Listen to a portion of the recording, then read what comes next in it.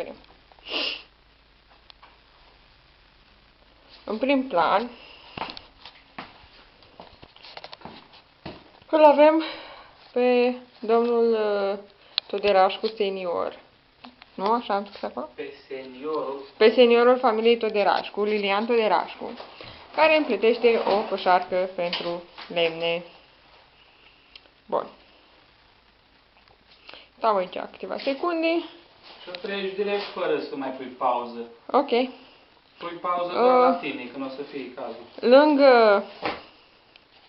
Lângă acesta se află Anca Gabriela Toderașcu, fiica domnului Toderașcu, care împletește fundul de zi pentru lemne. Și am fac bună!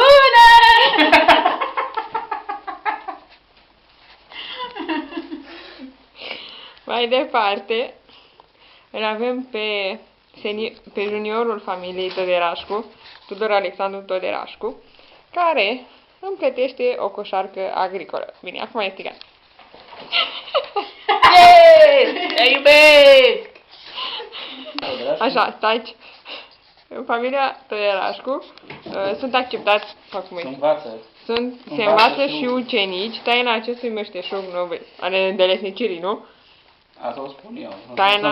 Taina acestui meșteșug, împletituri din nuiele de răchită. Ucenicul este Adina Elena Iftime, care își dorește să practice această îndeletnicire nobilă. Hei! Noi chiar împletim nuiele de răchită.